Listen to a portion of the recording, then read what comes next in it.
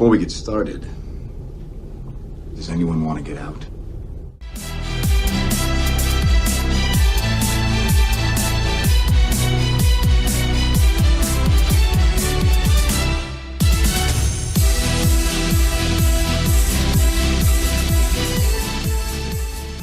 Welcome, Marvel fans, to episode 43 of Marvelcast, a Marvel Cinematic Universe podcast by fans for fans. Each week, we'll discuss the latest news regarding the MCU, followed by reviews and discussions of the latest release content in this ever-expanding multiverse. I'm your host, JG, and joined with me today is my co-host, Steven. Steven, how are you doing? I'm excited to be back. I know we have a lot to look forward to. We've got 1 week to go until Ant-Man Quantumania, so bring it on. Yes, very exciting. I can't even believe that we're already here in this new year, and we're already about to get our first project of the year. It seems unreal. They were doing the black carpet They were doing the red carpet this week. So what were your thoughts on any of the takeaways from that, Steven? I was a little bit nervous. I know that they did a kind of a preview. I think what country was it last week where Australia. Paul Rudd, Jonathan Majors, and Peyton Reed, I think, were the three that represented it. And I was a little bit worried, like, it was bothering me, I guess, that the movie's called Ant-Man and the Wasp Quantumania, and we were only seeing Ant-Man and Kang. Like, I feel like in the marketing for this movie, and we can talk about it later, we haven't seen a whole lot of Wasp. We've seen a lot of Paul Rudd's Ant-Man, which has me kind of worried, but also, I mean, he is the one that started, I guess, the Ant-Man franchise. But this franchise is not just about Ant-Man. So it had me worried, like, why Evangeline Lilly was not at a premiere, but I guess it was more of a smaller affair than what we saw in Hollywood this week. Definitely, and once we saw her on the red carpet, I kind of, like, some of my fears kind of went down a little bit. It was definitely a really good one. I always tell people, like, hey, like, if you're really into Marvel, you're listening to the podcast, and you're keeping up to date, these red carpets, they're really fun to watch. They give you a little behind the scenes of the movie. They don't really give too much away, but every once in a while something can happen. And I do want to mention, it's not even in our notes, but Kevin Feige, he himself almost slipped. I took a screen video of this, and he starts talking about Kane, and he talks about possibility about, like, all the projects that he's in, and he starts to say, and we also, and then he says, oh, that would have been a big spoiler, and they stop. So I just want to kind of go off the cuffs, before we even get into the news, before we even get into our predictions, but, like, I just want to talk about it. What was your thoughts about that? Like, Feige, the man himself, who's probably one of the most, he has all the secrets, we saw the She-Hulk joke at the end there. What was your just quick thoughts about that, Steven? Yeah, I think I'm glad you caught that. I would not have caught that probably I didn't watch as much as you did with it. But I think that, yeah, I mean, it makes me wonder what they filmed, what they haven't filmed so far. I'd be willing to bet, possibly I could see him having a cameo with somehow connecting into the Marvels, especially with the 10 Rings, Kamala's bangles. I think there could be a connection there, but I don't know if they're going to do that or not. So, yeah, it makes me wonder if they've even filmed something for something further down the road, but they'll just put it in later on. I don't know. What do you think? Definitely. I think there's a lot of possibilities.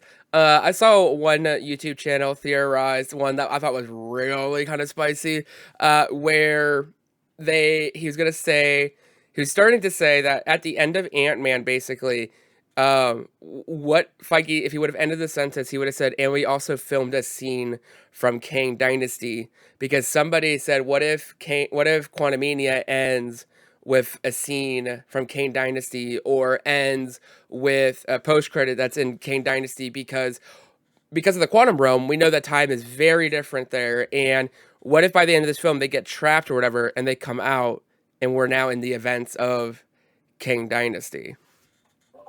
Oh, that'd be really cool. I think, it's the same writer. I don't know the name off my top of my head, but it's the same writer for Quantumania and Kang Dynasty and possibly Secret Wars. So definitely there is that crossover there that, these writers have been planning out like they did for the Infinity Saga. Like, they are now at the point where they're putting the pieces of the puzzle together. So I think that would be really cool to see maybe a scene like we've seen that before. Like, I think back to the post-credit scene of Ant-Man is a scene from Civil War, but that was like the next film. Now this is we are still 3 years away, aren't we, from 2 or 3 years? Yeah, 3 years away from Kang Dynasty. So it would be pretty remarkable if they filmed a scene and then it still is able to be used at that point. But I think that'd be cool. Like, imagine if if this movie does kind of somehow at some point, whether it's at the beginning, middle, end, tease and show something that's from the end of the saga. Like that would be really cool. Like we're almost at the midpoint, but we could also see a part of the end. Maybe, I don't know. I like the It, idea. it would be pretty wild and pretty insane. And we are going to get more into our predictions later in this episode. We are Mhm. very excited for that. Which also is a good point to mention where you're listening. It's a week before the movie. We usually do what we would call last minute predictions. We would record it basically the night before. You would listen to it on the way to the theater or what have you. We decided to shake things up a little bit. We're now doing the prediction episode a week before so that way, whenever the movie comes out, we're actually going to record an episode after we have already have seen it, and we're going to then release that episode on Saturdays with our full review. We're going to have a little section in the beginning where we're going to keep it pretty spoiler free. That way, if for some reason you haven't made it out yet, you can go ahead and listen to the first about 15-20 minutes. But then as we get deeper into it, for those who have watched it on Thursday and Friday, like most of you have, you'll be able to listen to our thoughts a lot quicker. This also not only gets our review out way sooner, it also allows us to cover more topics in future episodes. So, Stephen, anything you want to add on to that? Yeah, I think you and I both came to this kind of agreement, and I think it's a good decision to kind of update our podcast. I look back to what we did really the first year and a half of our podcast, and we kind of stretched it out for 3 weeks, which was good. But at the same time, I felt like the more we've talked about it, that by the time people got to our spoiler review, the movie had been out for 2 weeks and people had moved on to something else, whatever the new pop culture thing is. So I do like this idea. I think while it's fresh in the zeitgeist for the opening weekend, people can listen to our thoughts. Like maybe they might listen to other podcasts as well. So I like it. I'm excited for it. I think we have to be kind of flexible with our recording like we have been. Different things come up all the time, but I'm excited to try something new here with you. Sure. Definitely. It's always exciting. You always got to not necessarily reinvent the wheel, but you always have to be able to be willing to adapt, to be able to change things up and keep things fresh. So we are very excited for that. One thing we're not changing though, is our news. We do love getting into the news of Marvel. There's almost always something breaking every week. Plenty of things to talk about. This first one's kind of an older piece of news, but I thought it was really good to bring back up, especially with the fact that Black Panther: Wakanda Forever is on Disney Plus. Hey, sorry to interrupt. Have you seen it yet on there? Have you watched it again? I haven't yet. Have you? Me neither. Not yet. I would like to. And just my little 2 cents is when it came out, the first thing I did was look at the timeline on MCU, on the Disney Plus, and it's surprisingly a couple stages earlier than I thought it was going to be. It's before Thor: Love and Thunder. It's before Werewolf by Night. It's before She-Hulk, She-Hulk. right? Yeah. So yeah, it's that surprised me a little bit. So it acted like such a culmination, but when you watch it chronologically, it's more kind of like in the middle of Phase 4 in a way, almost. Yeah, it's in Not a, the like middle, but like spring-ish of that year, whatever that year is, like 2025 or whatever that is. yeah. So I'm really excited. I think it's September 5th. We're getting the official timeline Yes. book, and I feel like I could be wrong, but I feel like there's going to be a lot of contradictions between what's on Disney Plus and what's in the book, and I don't know which one to go off of. But I feel like Marvel Studios has said that they are working with the authors of the book, so I'm hoping I'm hoping they're more in line, and I think you and I will have to sit down and then update our personal timeline that we've been working on. Totally. I would hope and I would assume that they're not going to be different because if they're going out of their way to like put these, like, especially this one, in like in such a spot where fans probably wouldn't have assumed to put it, I would assume then that they're being intentional then, instead of just like, oh yeah, we're just going to slap it here at the end. No, they're putting it like before projects that came out before it. So Yeah. my assumption, which could be dangerous, is that it is going to match up with the book because they're going to know there's going to be people like you and I who are going to Mm. literally pull up Disney Plus, pull up the book, and like compare it. Are you more excited for the Star Wars DK timeline book coming out in the spring or the Marvel Cinematic Universe one in the fall? Which one are you most looking forward to? Oh my goodness, that's an impossible question to ask. The Star Wars timelines is probably a little bit more personal for me, but I Uh, think the Marvel one is going to be more useful and more of a very helpful tool. Like Star Wars, I pretty much live and breathe it, so yeah. I know that timeline pretty down pat. Marvel is still it's still one that I'm committing to my mind and really there's a lot of movies come out in different times and it's not very clear and linear. So I really just to see it ink and paper is going to be Yeah. very nice. Because we can always go to like wikis and stuff, but the official source here is going to be so important for both Star Wars and Marvel because, like, you and I have stayed up to date on pretty much all of the content in canon for both of those franchises. And I'm really excited to use it as a way. Like, there are so many Star Wars comics and books that I, from years ago, 5, 6 years ago, that I don't remember the details of. And I'm hoping that this is going to be a way for me to, like, without having to go back and reread hundreds of comics, to refresh myself. And same thing with Marvel. It's difficult now if you want to do a whole series rewatch, but this book will be helpful if you ever want to, or at least I think it'll make some good connections to it.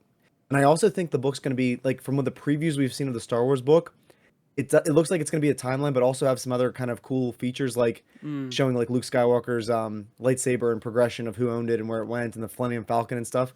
So I think this Marvel book's going to be a very similar format, where like it'll like maybe do on the different Infinity Stones. It'll do on, maybe touching briefly on like the what if will get its own section. I think it's going to be cool. I'm really excited to see how it plays out. And I mean, I feel like by the time both books get published, they'll already be out of date because they probably have cut off what's in them by this point, right? Yeah, and I imagine they would probably have a little bit of things that were about to come out or coming out already a little bit, but they can't go too far into like phase 5 or phase 6. So it's gonna be interesting to see. I hope they don't update it like every 2 years, like maybe like every 5 years, because then that just becomes like a money grab, like a lot of those books can be sometimes. So it's very exciting regardless. And one thing that will be on that timeline, potentially down the road, is potentially a Black Panther 3. And this was talked about at the Golden Globes, so this was the beginning of January. But with all the Black Panther Wakanda Forever now being on Disney Plus, and also the behind the scenes documentary also being up there, really thought this was interesting to talk about. Letitia Wright said at the Golden Globes on the red carpet, "I think it's already in the works. We just had a terrific 2 years of bringing it out and just everybody just coming together to support it. We need a little bit of a break. We need to regroup, and Ryan Coogler needs to get back into the lab. So it's going to take a while, but I'm really excited for you guys to see that." So it definitely, I think it's almost a no-brainer, especially after watching the movie, that there's going to be a third Black Panther film. So what are your thoughts about the comments and just the future of the Black Panther franchise in general?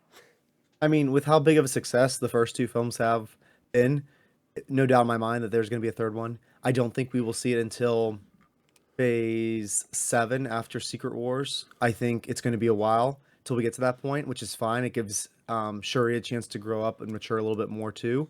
I don't think we're going to wait till 2027 to see Shuri. I think there are 2 Avengers movies where she will be in it. I think even Wakanda in general, like, I really view, like, I loved how the marketing for Black Wakanda Forever was Black Panther really small, Wakanda Forever nice and big, because it was a Wakanda movie. It was, yes, a Black Panther movie, but it was on Wakanda. And I know that they're working on at least Midnight Angels as one show and potentially more. So I think we will see Shuri pop up other places. I think the story of Wakanda will continue other places. And I think I would prefer to get like a Midnight Angels, miniseries that ties in with what's going on in the world before we get Black Panther 3. Because you can do a lot more with a 6 hours focused on some of the smaller characters and then get focused back on Shuri when we get up ready for that next movie. Do you kind of agree, or what are your thoughts?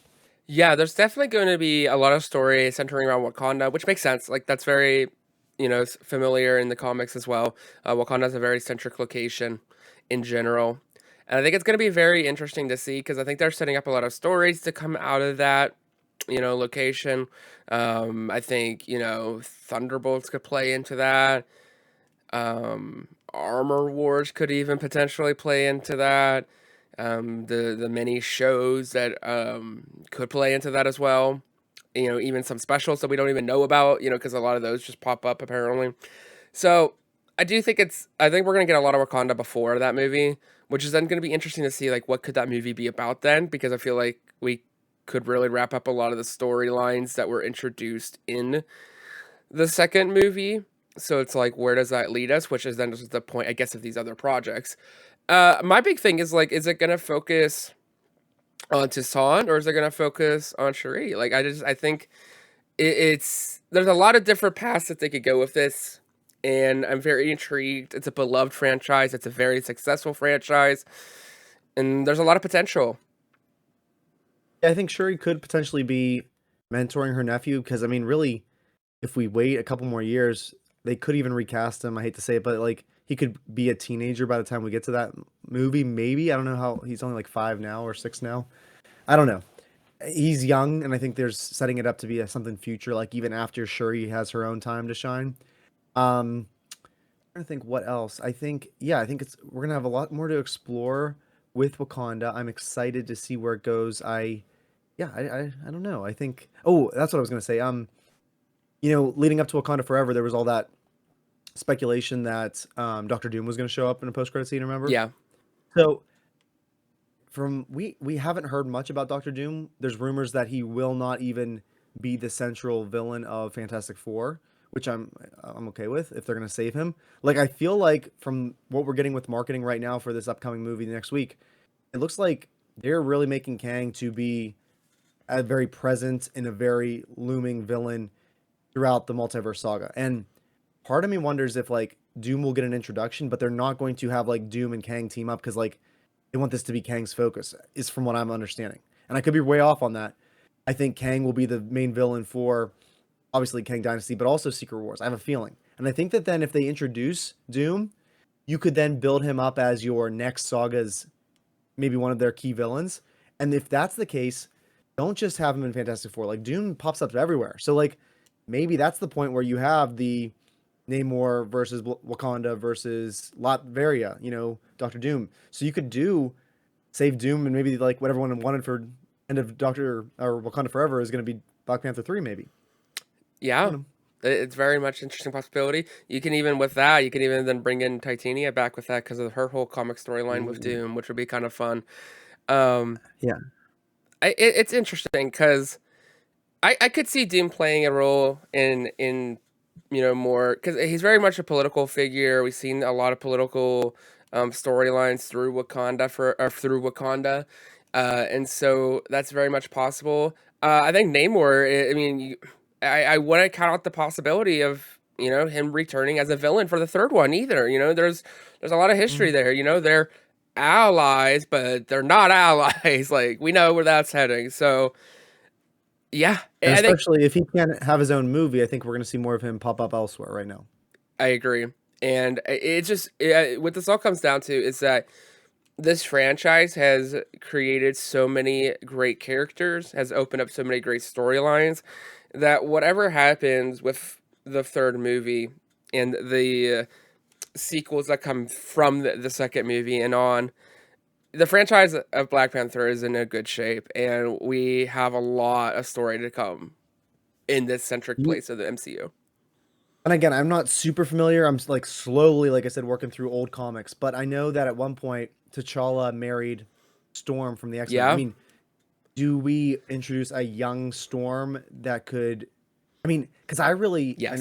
we're getting way off topic here. You know what I'm thinking. But I'm thinking like when we first see our X-Men team, I want it to be made up of like the OG 1964 X-Men team, like Xavier, Cyclops, Yeah. Jean, Iceman, Angel, and Thing or Beast.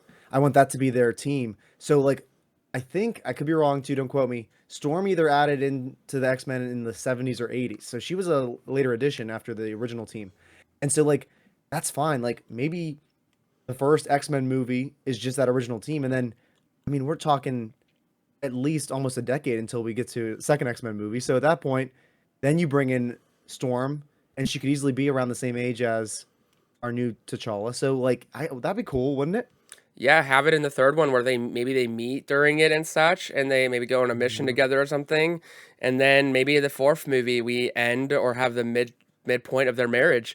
We know the Ooh. wedding of them is a huge, massive moment that would put us deeper into the third saga. That would then we would have plenty of X-Men and mutants in general, and the new Avengers and all that. That's when a lot of these characters come together to this wedding. It's a massive event, and Mhm.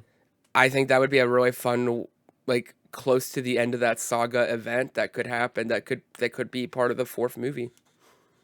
Yeah. And at that point, Shuri would be so much older too, kind of again as the mentor But Yeah. who's to say you can only have one Black Panther at a time? I mean, unless that's part of the mythology. Maybe it is. I don't know. Part of the comics, they have multiple. It's very Yeah. common. So I think they're setting up to some cool stuff. I'm excited. Yes, very exciting. What else is very exciting is that not only are we getting great shows and movies, we also are getting great games. Later this year, Insomniac is tentatively, because video games get delayed quite a bit, we are seeing a fall release for Spider-Man 2, but there is some interesting news on the horizon for the next project from Insomniac, which is a Wolverine game.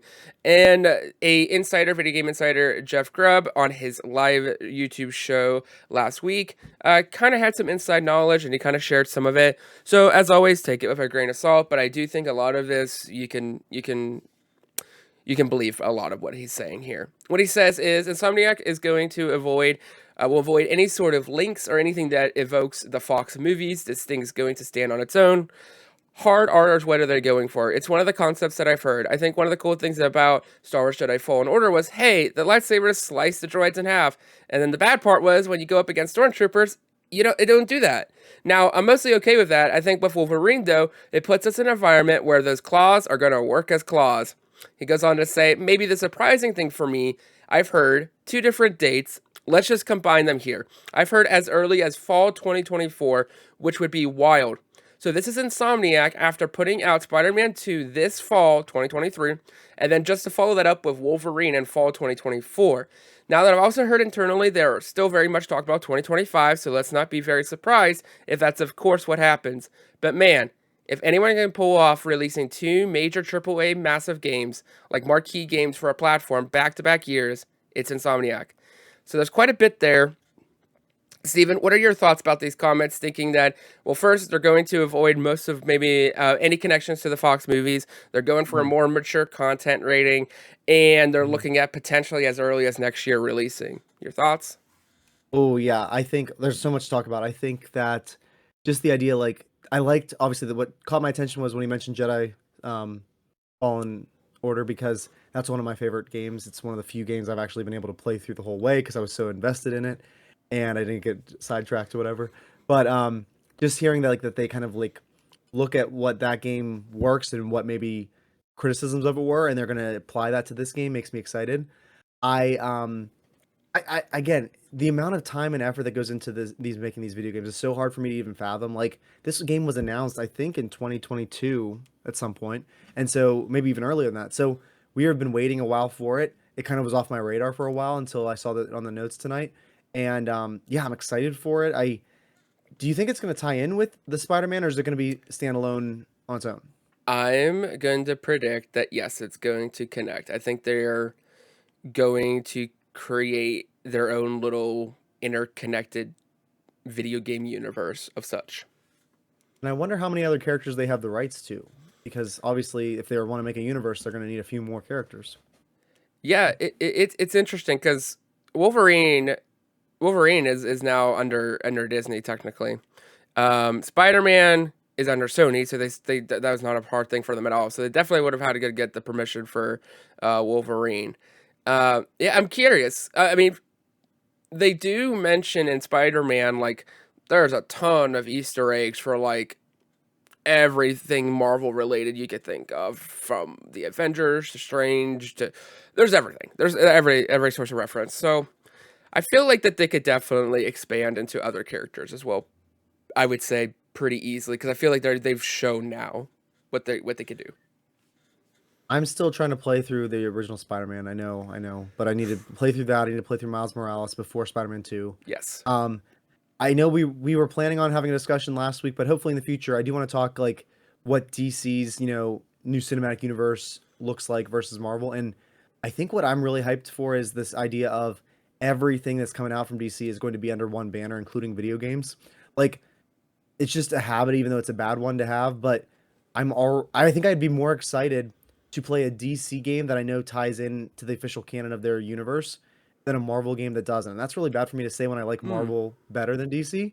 But I think it's just the payoff of, and that's a terrible thing. I know you're a bigger video game player than I am, so I know you're really hyped for a lot of video games, and I have a handful that I'm already stressed about trying to find the time and effort to not die on easy mode.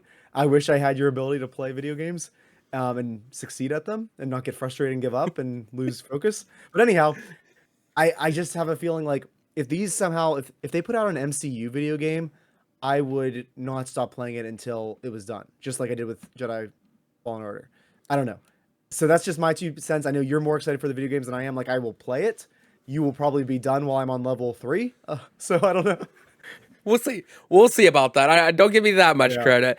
Yeah, and I think what's also exciting also, and why I really want to like, really talk about the video game too, is that being now that we, have the channel and such, it gives us the opportunity to either do plays, videos, live, things like that. So definitely we want to cover games a lot more in general, and I am very excited because Insomniac is such a respected studio. They have like won my trust so much. I also played one of their most recent games, which was one of their first major games for the PlayStation 5, not including Miles Morales, because Miles Morales was kind of like a little DLC. It was small. It was really cool what it did, and it pulled off a lot of crazy things for the PlayStation 5. But their first true project for the PS5 was Ratchet and Clank Rifts Apart. Oh my gosh, I have never played a Ratchet and Clank game before. And obviously it's marketed and geared towards a younger audience. Y'all, that story is so good. I am eagerly awaiting the announcement for the next one. I need to know what happens next in this story, the visuals, the graphics. And it's because of having just played Spider-Man, Miles Morales, and then going into the modern era with Ratchet and Clank Rift Apart. I want to play anything Insomnia puts out day one. So that the fact that they're doing Spider-Man 2, the fact that they're doing Wolverine, the fact that they have probably other things that they're not telling us about, I trust this company so much. It obviously, video game exclusivity is such a touchy subject, and as much as a PlayStation fanboy as I am, I wish that the games that are made exclusively for PlayStation were more accessible to PC gamers and Xbox gamers. I understand the business of it and I get it. The more people that can play the game, the better, in my opinion. So once these games do become more available eventually, because they eventually about a year away come out on PC, play them, because Spider-Man and I believe Miles Morales are both available on PC, I believe. I know for sure Spider-Man is. Definitely check that out if you haven't. It's an incredible story. They really do change up the formula, but they also keep it very familiar. And Spider-Man 2 is going to be special this year, this fall. It's going to be really special. So I started playing Spider-Man back in 2019 on PS4, and I re-downloaded it on PS5, and I was like, I think it says on my save data like 12% through the game, okay? And I must have gotten frustrated and switched over to a different game. So I restarted it when I got my PS5 a couple months ago, and I was playing through it, having a great time. And I'm stuck on a level, and guess what? It's the exact same spot I was at 3 years ago. Oh. It's like literally like I'm swinging through chasing Electro. I don't even know if you remember it. Oh, I And know exactly. I have to catch up to him. I don't have the speed to catch up to him, and I continuously die. And nothing frustrates me more and makes me want to give up a game. Like I am playing on easy story mode. They should, after like 5 or 6 attempts, just let me pass on to the next part. I have no idea. Like I think I actually have to go back and just like fight crime to get to level up or something. I don't know what I have to do. I need your help. I have to watch some clips to see, because that's I go on IGN and read the playthroughs. I go on YouTube. Like I'm so frustrated because all I want to do is progress. Yeah. And I'm stuck, and then nothing makes me want to quit a game more than whenever on easy mode you feel like such an idiot. I get it, because I felt that very similarly whenever I was playing Kingdom Hearts 1 2 months ago. The final boss, for those who played Kingdom Hearts, that final boss. The final boss is a jerk, and it took me about 2 weeks. You're talking to the guy who got Kingdom Hearts on PS2, PS3, PS4, and PS5, and he's still stuck on a 2002 video game. So whenever I finally get to that point and can focus on it, you're gonna have to help me beat that We'll have level. a good old drink and celebrate when that Oh, happens. that'll be the I day. think it's also fun while we're on the talk like of video games. Mm, Let's also not forget, and it's Amy Hennig studio. Amy Hennig Studio. She is also making that Black mm, Panther and Captain America mm. story game that's supposed to be coming out in the next couple of years. So it's very interesting. The gaming world for Marvel is exciting. I'm in the world talking about the canon and everything, and how you said you would quickly play the DC canon game versus the MCU Mm. or Marvel non-canon game. At the end of the day, if a game's gonna give me a good story and tell me a good story, Mm. enough that I'm gonna invest, like 20 to 40 hours, depending on the length of the story, depending on the difficulty of the game, then it's got to give me a good story, and that's all I want from games anymore. Now that I'm maybe getting older and I'm not care too much about the technical aspects of it and all that such. I just want one thing. Tell me a good story. Mhm. Um, so if these games, these Marvel stories, even if they're not canon, they're not MCU. I mean, as we've kind of learned, we can make it canon because guess what? It's a multiverse. It's another universe. So maybe it is canon. It's just not in 616. And we know that Sony PS4 is canon because it's in Yeah, the Across the Spider-Verse or Into the Spider-Verse. Yeah. yeah, because the Spider-Man 1 character from the PS4 is going to be in it. We also know the PlayStation 2 Spider-Man is going to be in it. Mm. Maybe a cameo, but maybe more. But Still counts. Yeah. I think it's a great way to sell games. I don't blame Sony. I mean, you have your character show up for a good scene, like especially the PlayStation 4 one. You have him show up there, have him maybe there for 10 minutes of dialogue or something.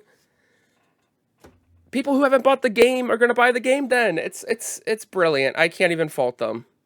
Well, and speaking of Spider-Verse, I know we didn't type it up tonight, but you reminded Yes. me today. You sent me a story about Amazon and Sony, who are already working on a Silk TV show. Yes. Also announced they're working on a Spider Noir based in the 1930s, like Spider Noir. Live It's a live action. action show, but it's similar to the Nicolas Cage character from Into the Spider-Verse, Yeah. who's not in the sequel. So that has me hyped because it's so unique and different. And like, oh, what if they got Nicolas Cage to play him? I don't think they That's what would. I But like, thought. oh man, that'd be That'd be awesome. so much fun. And like my biggest thing is like I'm excited. Like we have so much great Marvel content on Disney Plus. I'm hoping that the Sony Amazon, I mean, I loved what Amazon did with Lord of the Rings and I like their animated stuff that they have on right now too, but I'm hoping that they put in the time and effort to make these shows good. And not just that, but imagine if, 5, 10 years down the line, Sony realizes, okay, we've built up a universe with a bunch of different characters, both in film and TV. Let's bring all of these characters, including Toby, Andrew, and Tom together. Let's do something really cool, like an endgame level Sony, endgame version. I hope that's what they're building to, and I hope it's not just things that don't connect. I think we'll get a better picture of that as we go. But sorry to be off topic. I just know No, that was a story I want to talk about. definitely. I think it's gonna be in regards to that. I hope by the end of this Sony marathon, this next couple months that we have coming Mm, up here, when we get through these like 4 or 5 films that we're gonna be seeing here from Sony, I kind of hope to see that we start to see that they A have a plan and B that they're trying to head towards that plan. It doesn't have to make sense. It's Sony. They're going to do weird things. They're going to do things that absolutely make no sense. But as long as they have something that they're trying to reach for to make some sense of all of this, because the fact that we're just getting all these shows now on Amazon is like, what? The fact that we're getting all these weird movies, it feels so all over the place. Do you think Sony ever had a conversation with Disney about putting the show on Disney Plus? Like, or is that giving Disney too much power, control, like sourcing that? I don't know. I think it's definitely dancing the line of selling the character. Because I imagine if Sony's like, hey, can we put Spider Man on Disney Plus? Well, then they're like, well, can we buy Spider Man? They're like, well, no. And then it probably maybe went back and forth. And they're like, okay, well, then we'll go to the next big guy, and it's Amazon. I, I don't think Disney, because then that would be the first time. Yeah, that'd be like the first time that they really have something outside their studio, outside the Disney banner on Mhm. there, I believe. What about Doctor Who? Coming soon. True. I mean, isn't Doctor Who going to be like? Aren't Disney's giving them a Disney ton of money? funded. They're giving like a ton of money and Mhm. using their production, and probably I would not even be surprised if they're going to use the volume because that makes so much sense. Yeah, that makes sense. Yeah. I mean, we would have to look into the minutia of that, but that is a good point though. And to I be don't know. fair, interesting though that they are saying that there's gonna be more than one Doctor Who show though, so it is interesting. Um, yeah, I don't know. I think it's too early to tell what Sony is up to, and I don't think Sony is one to tell, unfortunately. So I think we're just gonna have to wait and see, and hopefully not get any more confusing post-credit scenes. And I think we're going to be in a dry spell after like those 5 movies in a row. Like I know they've talked about Donald Glover having a movie but I think we're going to have a dry spell for at least a year, if not more, after those 5 movies. Yeah, and I think wasn't it last week or at some point I had sent you that Sony updated their schedule and Mhm. didn't they add a movie? I think they added a movie to July next year, and that's potentially going to be Venom 3 more than likely because that starts filming hypothetically very soon. So it's going to be Mhm. interesting to see what happens after that because then we only know of the Donald Glover movie, and it's like what else is there? So I wonder if they'll have a presence at Comic-Con because like they don't have their own place to go. So Comic-Con seems like a place that they would maybe do an update on all these movies and do like a whole big panel on it, maybe. they could do it there. They could do it at Cinecon. They can also Mhm. do it at. They do their own thing too sometimes. Like they'll do a Sony I don't know. They do something that's like their own thing. But I can see CinemaCon being one where they have a huge presence, especially if they have movies coming out 3 months in a row. Like that's insane. Like you need to get somewhere and start marketing these and advertising these. Like we haven't even gotten anything yet for any of them. Like Craven's first in October. I don't think I've heard anything Super Bowl related for that one, but I could be wrong. Maybe it'll be a surprise. Maybe a 30 seconds. Maybe. Or you put it out with when's Across the Spider-Verse? June. You could probably put it out with June. Yeah. Unless you do a teaser first. Yeah, I Yeah. mean, And then we're you can put it in speculating, and you can but put it in front of Guardians too then at that point. that's true. That's true. Yeah, I don't know. Sony's in an interesting space, and fortunately, we're going to be able to cover all that coming up, all that craziness. For a bit, you're going to think that we're the Sony Cast show, not Marvel, for a good period of time there. In very surprising, unexpected news, so we've talked a little bit of everything today. We talked about movies, we talked about TV, talked about Mhm. video game. We even talked a little about comics. We haven't talked about book because well, there hasn't been a book yet from the MCU, like a proper book. Well, that's gonna change in a very unique way here. It was announced last week that you can buy Scott Lang's memoir, Look Out for the Little Guy, September 5th, 2023. And yes, this is for real. Part of the marketing because it's for real. So I thought it was just super funny. I pulled up the information for this because it's written as if this was written in the MCU. About the author, Scott Lang is a scientist inventor with a master's degree in electrical engineering. He's been an ice cream scooper, a corporate whistleblower, a consultant for the Pim Van Dyne Foundation, and an Avenger. He lives in San Francisco. That's a resume there. Uh, Mhm. the description says, "This is the incredible story of an ex-con turned world-saving superhero. And look out for the little look out for the little guy. Scott Lang shares with the world a bracingly honest account of his struggles and triumphs from serving time to being divorced dad to becoming Ant-Man and joining the Avengers. These are the stories of epic battles won and lost as this everyman turned superhero finally tells all, from the official account of what really happened between the Avengers and Thanos to how shrinking down to ant size really feels, to the challenges of balancing the roles of hero and dad. Across his many adventures, big and small, Scott has gathered the wisdom of countless amazing experiences into this, the first memoir from a real-life Avenger. Once you learn the unforgettable details of his epic journey, you won't need to be reminded to look out for the little guy." And it's already got an early review from Mhm. Bruce Banner, his fellow Avenger, introduces the man behind the hero and the hero I call friend. Steven, you and I were probably two of the most hyped up people for this book, freaking out. What are your thoughts about this ridiculous Oh, marketing ploy that is so genius, and we are sucker enough to suck it up? we are, and I think the only missed opportunity they had was that the book didn't come out, even around like Christmas time or like right now to hype up this movie.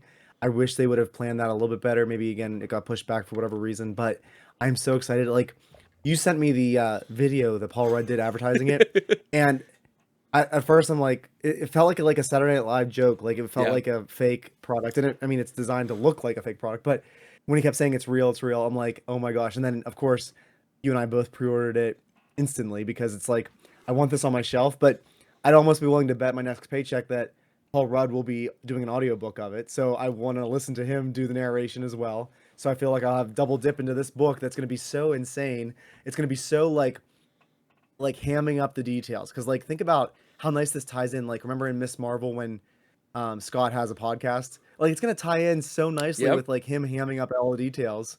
Remember even in Hawkeye how the Rogers put Ant-Man in the Battle of Yep. New York. So it's like I'm so excited to see how this plays out. It's gonna be, I think, a funny read. It's like doing really well on pre-orders on Amazon. Yeah, I don't know. I think it's such a unique addition to the MCU. Oh, now here's the question: where do I put it on my timeline? um, it don't go on the timeline. Breaking Yeah, news. we can't do that. Sorry. Um, it's definitely canon, but it's a gap of time. Um, yeah, I think this is great. I think this is someone was sitting in an office, they were having a meeting, and they said, "Hey, you know that book that he writes? And hey, we've dropped that Easter egg where it says that he's like the number one best time seller, whatever that wherever that was listed. I don't know if that was Miss Marvel or where. I think it was a ticker on like on a CNN ticker Hmm. on one of the movies or shows. Um, okay, but like, what if we actually like made it? Like, what if we actually got a ghostwriter and like, what if we hired one of our writers? What if we took him off one of the projects and said, hey, just write like a summary, but write it from the perspective from Ant-Man. Go for it. And we could sell it. And it could be like this big joke thing, but it's not a joke, but it is a joke. Like, that's what someone said at a meeting. And now we're getting this book. Like, it's so stupid that it's great. And it is going to be one of those talking points that we're going to have on our bookshelf. And people are going to be like, what on earth is this? Why do you Hmm. have this? And then we can Hmm. explain and then watch Ant-Man and the Wasp Quantumania at that point because it'll be on Disney Plus.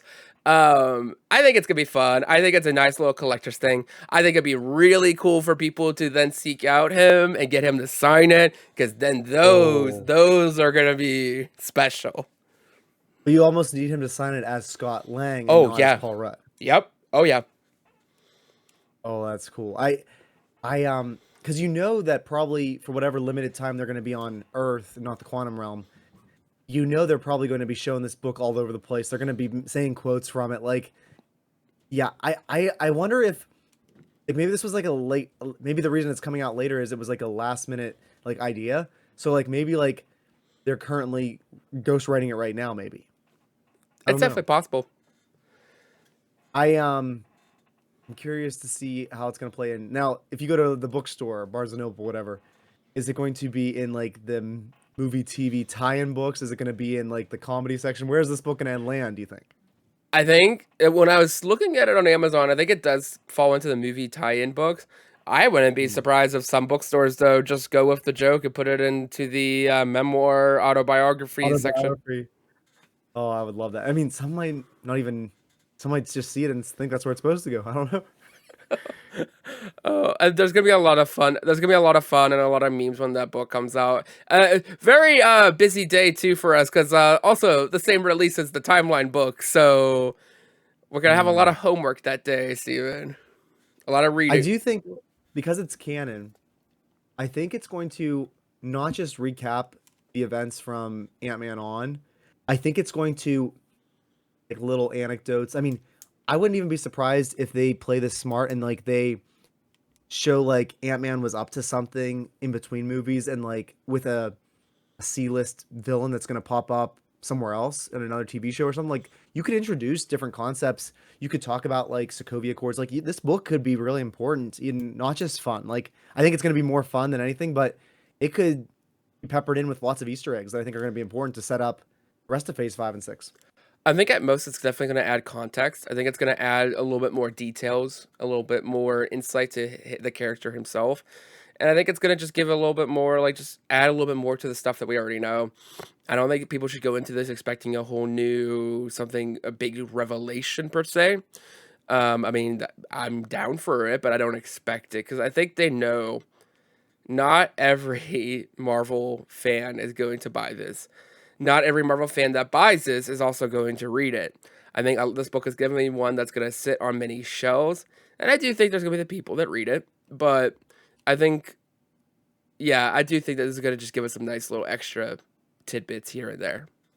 Isn't it like 300 pages? Like it's a book. It's not a little pamphlet or anything. Yeah, it's definitely it's a full-fledged book. It's a thick one too. Like that's not small in any way. Do you plan on reading it or listening to an audiobook if Paul Rudd, or even if he doesn't, if it comes out? I will probably, if it's done by him, I'll more than likely probably do an audiobook, because most of the books I listen are audiobooks. Me too. If it's not him, then I'll probably start it, and then as long as it's good, then I'll probably do it that way. If not, then I'll switch to reading. Yep, cool. Which is very exciting. So Marvel continues to surprise us with many different products, and we will all be sucking them up and just continue to provide content on that. We'll give reviews and conversations and any other fun topics that can derive from the games, the books, and everything else in between. What is very exciting and what our main topic today, what we'll be discussing is the fact that Ant-Man and the Wasp Quantumania is about to be out in, whenever you're listening to this, will be less than a week. It'll be officially out a week from when you're listening to it. Of course, there's the Thursday preview. We did have the red carpet. We did get some Twitter, social media, non-spoiler reviews that were posted. And yeah, Steven, let's go ahead and talk. Let's talk about the general consensus first of what people were talking about walking out of the theater. I'm not sure how much you dove into it. I try to avoid sending people, because I usually will read it. I'm very cautious, but I will usually read the Twitter stuff because it doesn't affect my enjoyment or anything. I'm cautious of sharing it because I know some people avoid it. But first, did you see any of the reactions? And then what are your thoughts about the reactions? Yeah, I always read the reactions. I try to definitely avoid spoilers. And I think the reactions with the embargo, they are usually pretty careful. So I didn't see anything spoilery. I saw just the general idea that it feels kind of like, I saw people comparing it to like a Star Wars movie, like the universe world building, which excites me. Because we both love Star Wars. I did see just kind of, again, more positive. I didn't see a lot of negatives. I saw a lot of people saying it's kind of like more of a kickstart to Phase 5 than an end to a trilogy, which again, this hasn't really been marketed as the end to the trilogy. We've already heard rumors that they're already talking about Ant-Man 4 in the studio.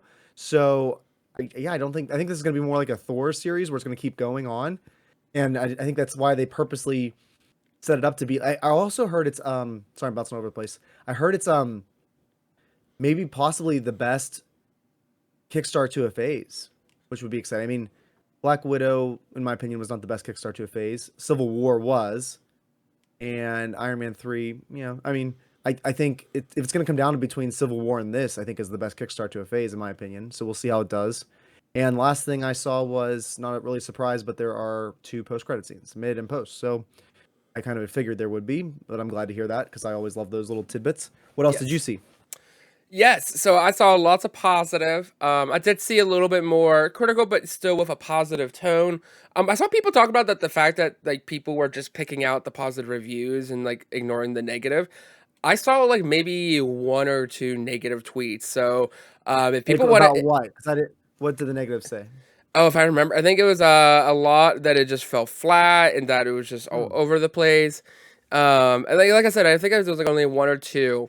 That were like pretty critical of it, like negative critical, I should say.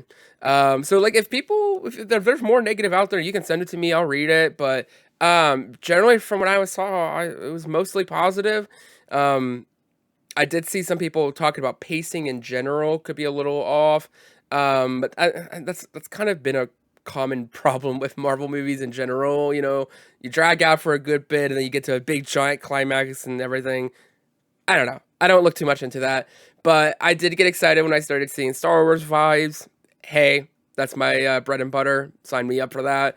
I think another big takeaway is that I kept seeing people say that this is a weird movie. So, I think the last weird movie that we could probably say was Doctor Strange Multiverse of Madness. I think that's a pretty weird movie. One might say a strange movie. Mm. I do think I'm very curious how the quantum realm is going to be portrayed and how people are going to receive it, especially general moviegoers who are not listening to the podcast, who are not, waking up super early to watch the episodes of the show. Very curious to see how this is going to be received. It does feel like it's going to have a darker tone, less comedy, still comedic, but less than what we got.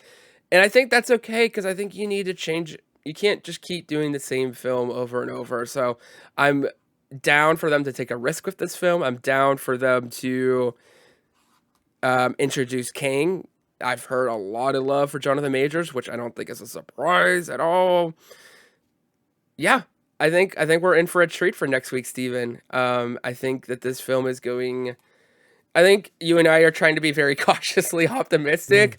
I don't want to say that we got burned necessarily by Multiverse of Madness, but I definitely think we learned the lesson to speculate with. What am I trying to say?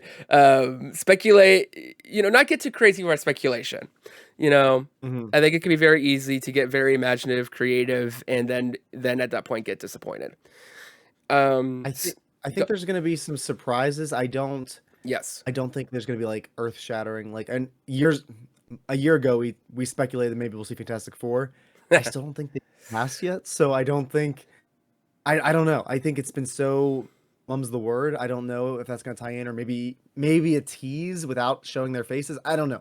Um I don't want to get yeah, I want to speculate responsibly. I want to go in and just kind of That's the word. enjoy it. I I saw a new TV ad today, which I wish I wouldn't have seen because it was pretty funny and like new material I haven't seen yet. And Hmm. I'm like, oh, like two jokes in this 30-second ad that I'm like, I wish that could have been saved for the theater. Like, I actually want to avoid any more marketing material the next week if I can, because like those are the moments I want to laugh with the crowd. Don't watch the Super Um, Bowl. Apparently there's a new 30-second ad for that.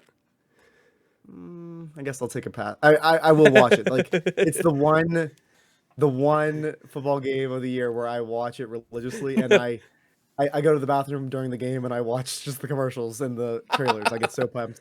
So I'm a bad sports fan. But anyhow, um, I want to talk about some of the characters with you today. Yes. So I'm going to mention some of the characters and let's just debrief on speculation of what their character arc is going to look like. What do you expect from them in the movie, or just kind of anything. So let's start with Ant-Man. Let's start with Scott Lang.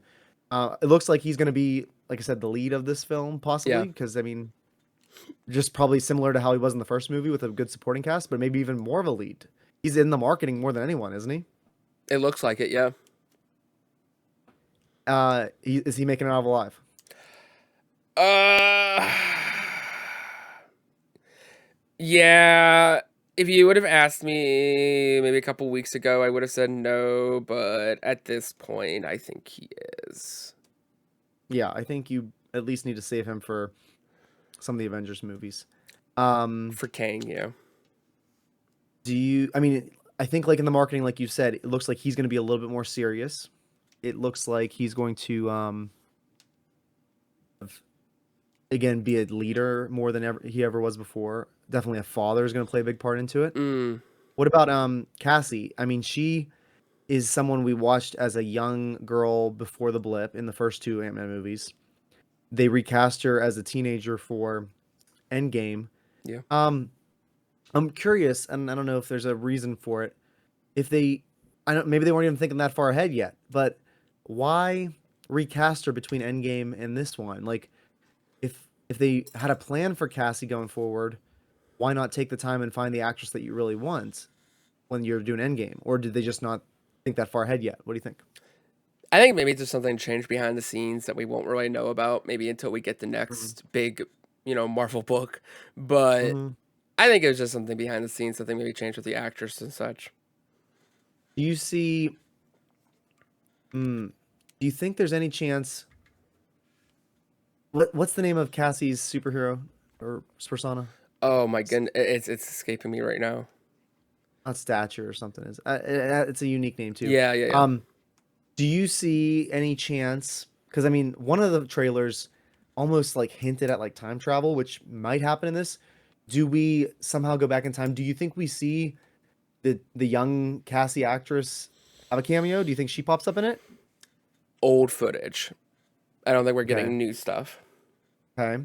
Do you think does modern day Cassie have any tease of Young Avengers in this movie, or are they saving that still for some point down the road?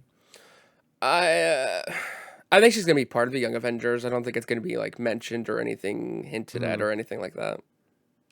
Okay.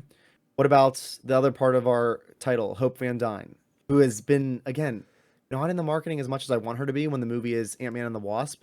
Um, is she going to have a lesser role in this? It looks like from the trailers, she and Scott are separated for most of it. What do you expect from Hope in this movie? I think she's gonna be sidelined for a majority of it. I think she'll have one or two very very important scenes, but I think she's gonna be sidelined, and I think she'll be kept alive. She was talking about on the red carpet about wanting her own Wasp movie, so Hmm. I thought that was interesting. I would not take that as confirmation that she makes it out of this movie alive. I want to make that clear that I'm not spoiling anything because we've all seen Mhm. the Black Widow effect. So, um, yeah, I just take it that this movie, despite it being an Ant-Man and the Wasp movie, I think she's going to be sidelined to like one or two big scenes.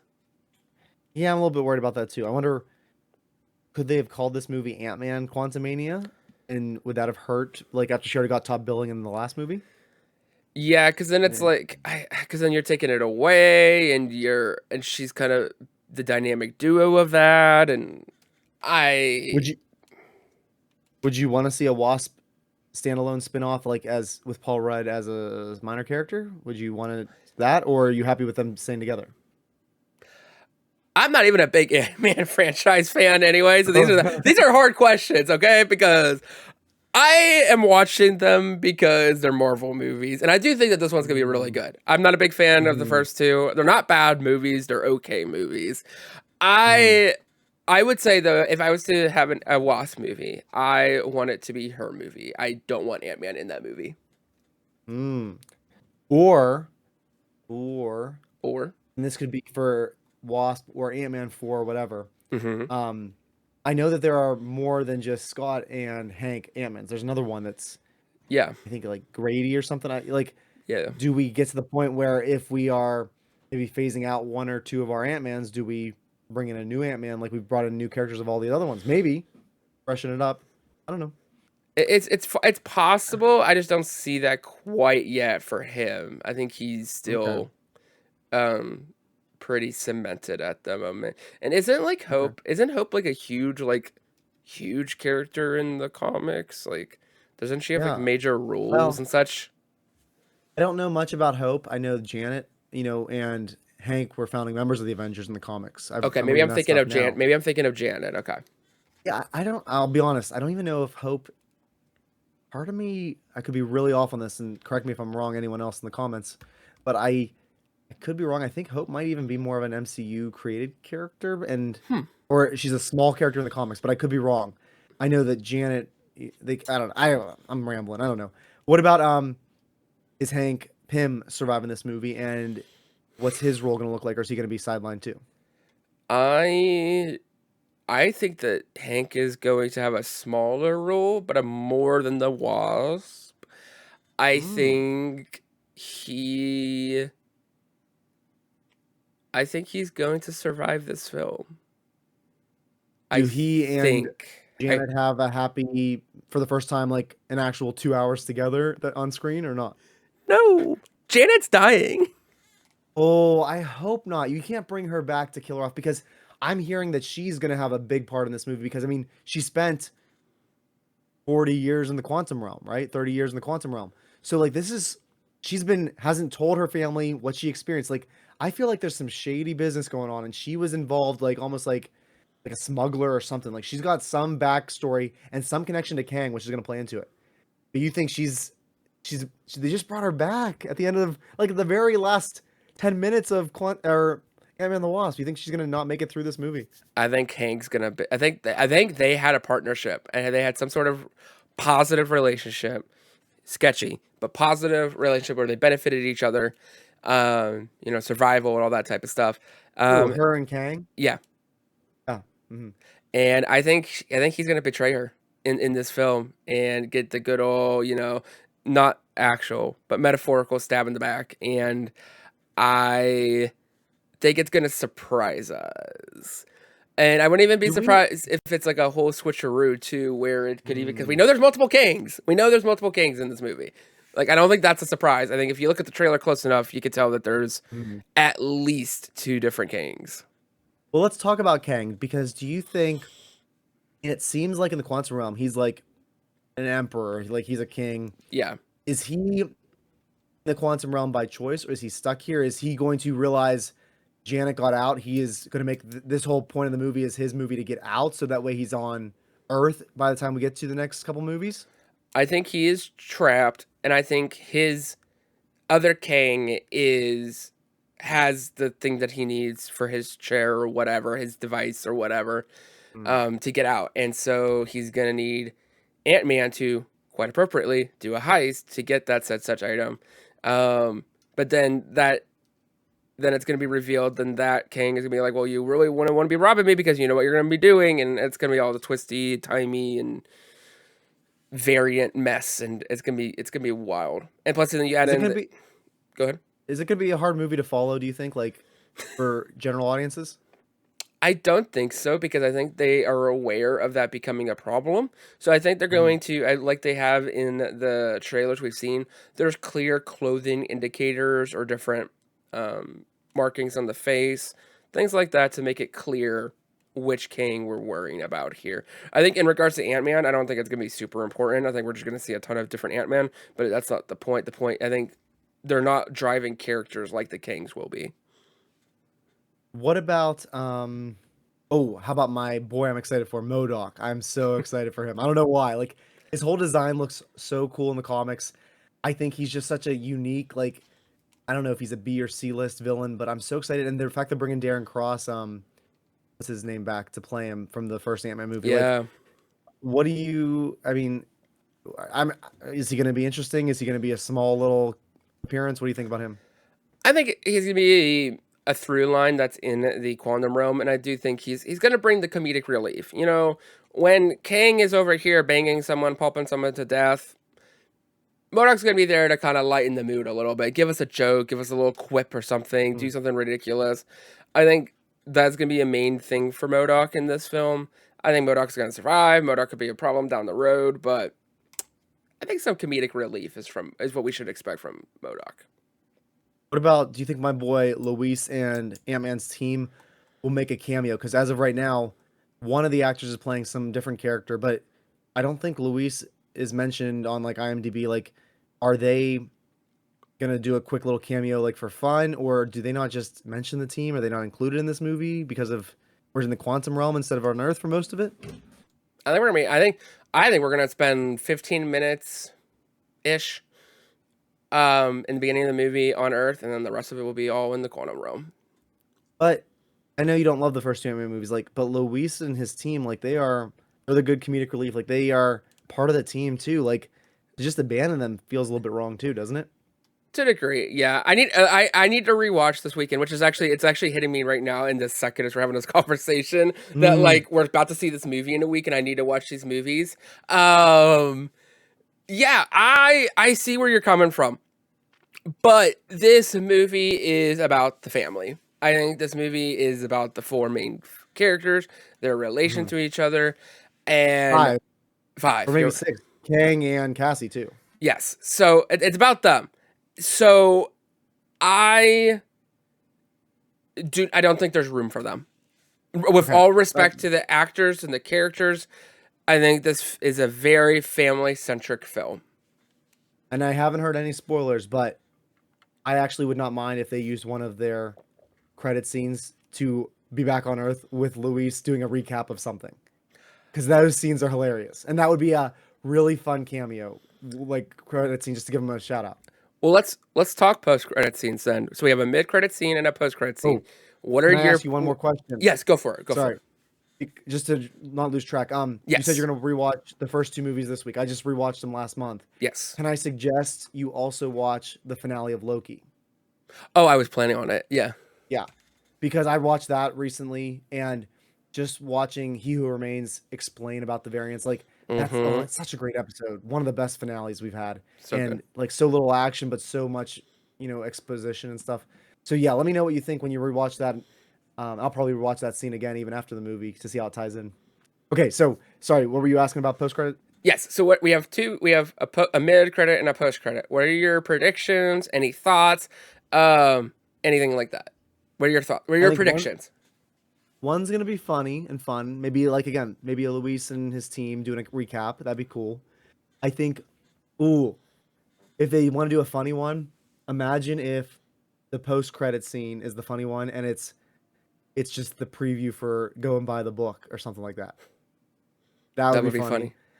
I think one's gonna be funny and one's gonna be important and serious. I think it could be like showing Kang meeting up with other variants. It could be MODOK escaping the quantum realm. It could be or it could be a scene that you said like teases Kang Dynasty, or maybe they actually put that at the end of the movie. I don't know. I don't know.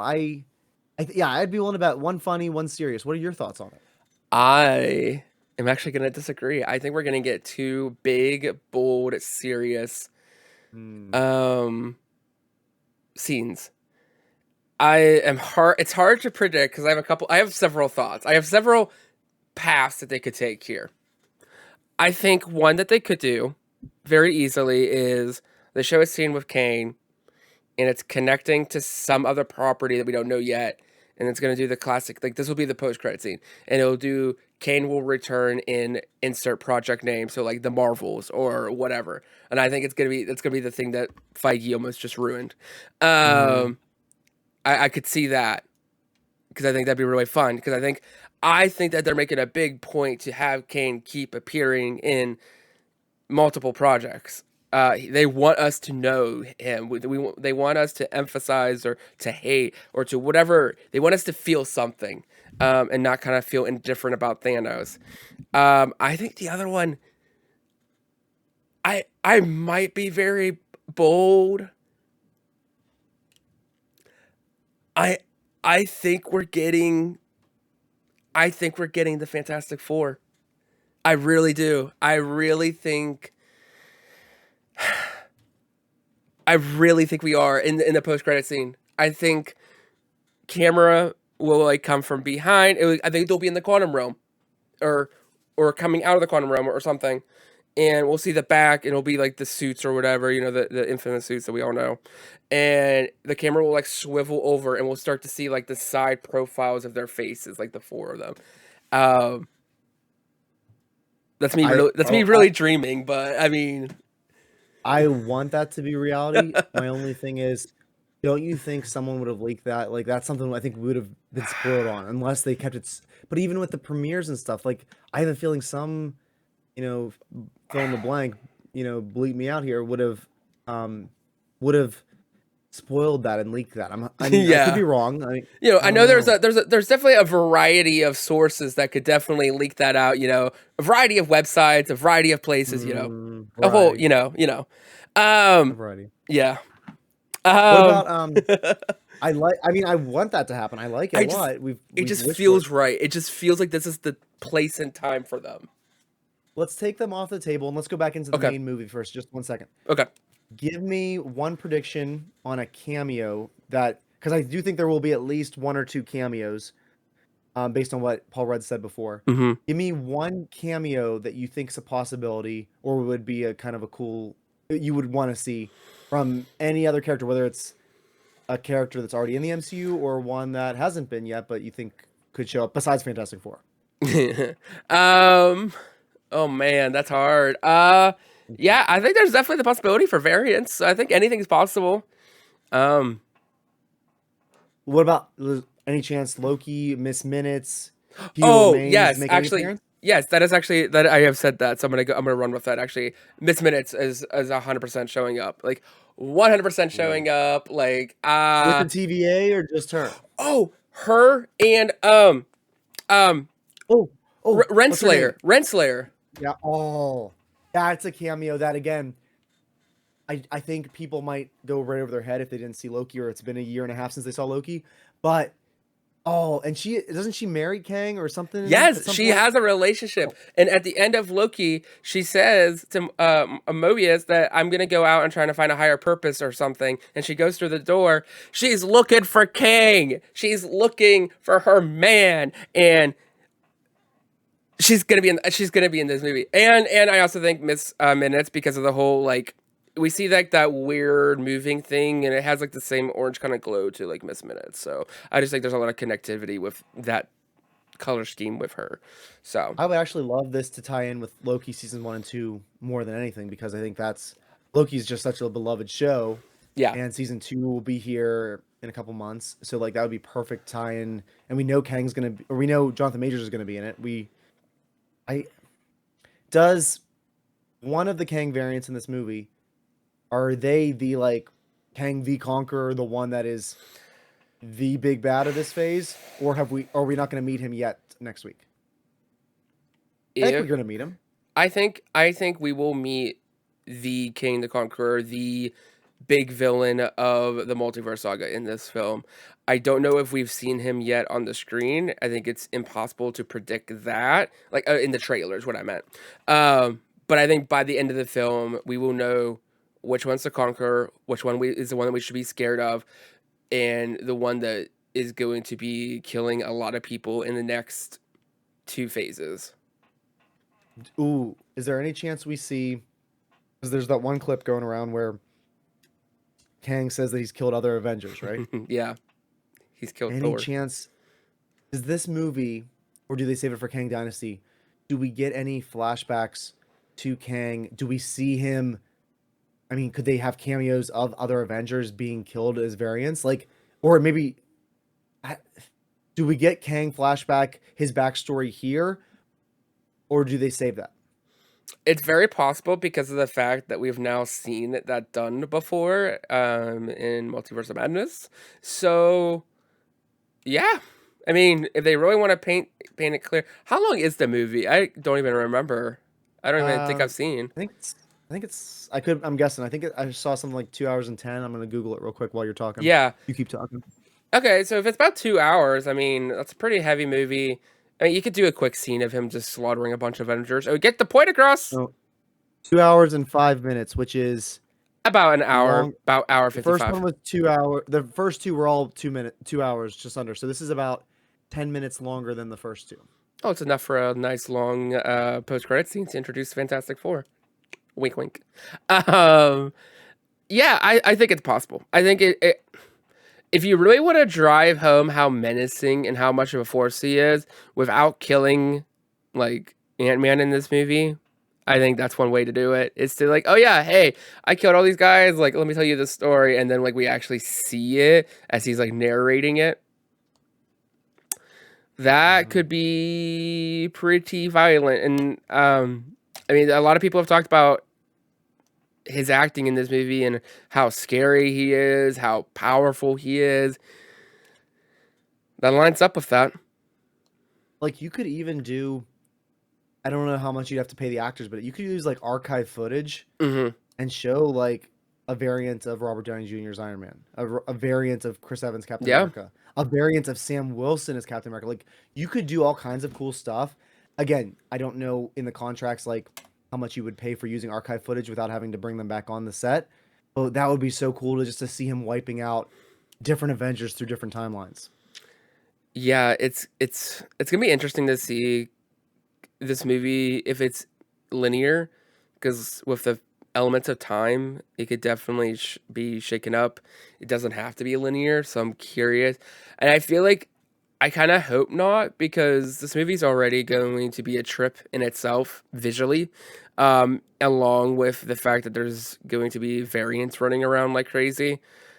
I don't think we need to add time. I think that just that makes things even more confusing. If you do a flashback, that's fine. Make it clear. Do the whole little ripple or whatever thing.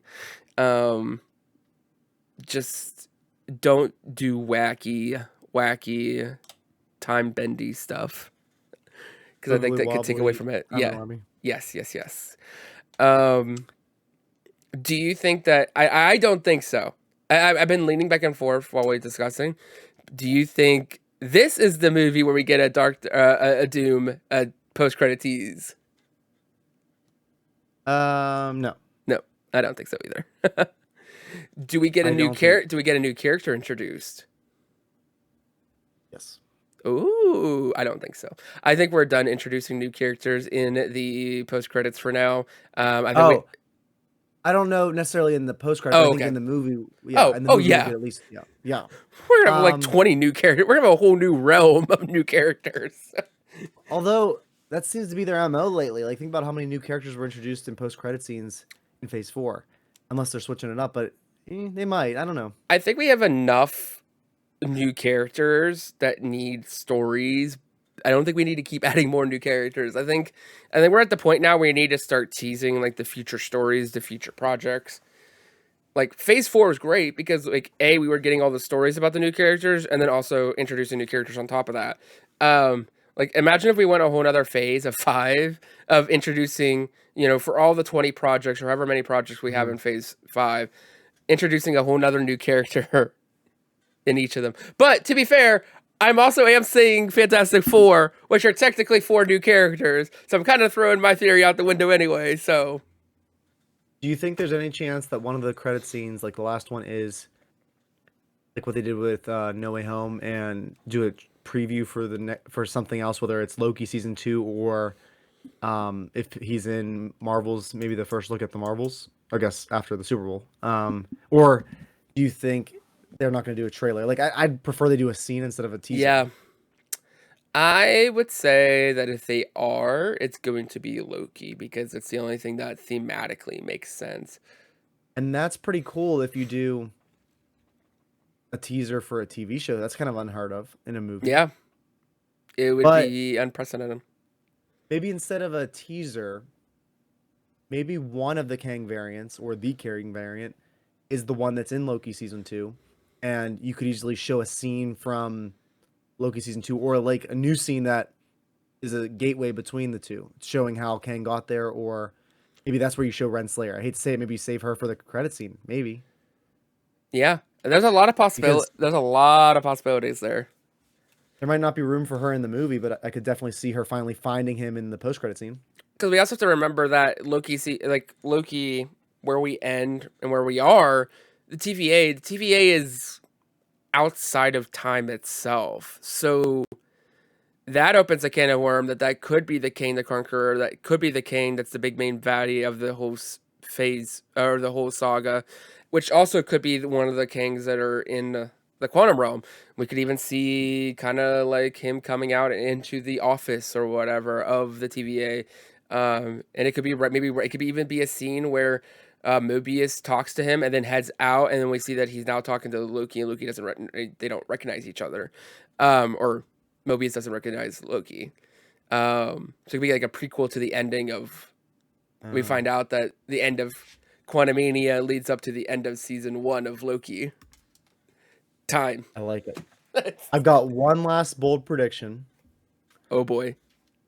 and I think this would be incredible, but I don't think it's going to happen. But it's a prediction that I want to have happen. Okay. I don't know if the movie's going to start in the middle of an action scene, kind of like Doctor Strange Multiverse of Madness. But if it does, here's my idea. Or maybe this is a flashback later on. Okay. If you want to kickstart Phase 5 and show that Kang is the biggest, baddest mother effer ever, you open with a scene from an alternate timeline where he kills Thanos, a variant. You basically you wipe out Thanos in the opening 5 minutes, a variant of Thanos, and you show Kang is killing him because you're like, Thanos is gone. He was the big bad. Here's the new big bad. Like that's how you do it. I think that would be incredible. That'd be wild. Can you imagine? Oh. Can you imagine, like, we just got done. If you're at AMC, you got done with the incredible Nicole Kidman, and then all of a sudden, it opens up to that, like that. Like imagine if you just open up to like a dead Thanos laying there. You don't even have to show him being killed, and you just see Kang walking away from his dead body. Oh, I want it so bad. That would be wild. I mean, it wouldn't be the first dead Thanos in the song in the multiverse saga. Because we know, yeah, other variants of Thanos have died. I mean, the original Thanos that we had in 616 died, and then we got a different variant of him. Yeah. But like, it would just be like, I don't know. I'm getting chills just thinking about that would be a statement. That would be a bold statement. I think we are going. I think we're gonna open up to like. We're gonna see like. I think we're gonna zoom. It's gonna zoom in. Okay, so my prediction is it's gonna zoom. It's gonna see like the cover of his book.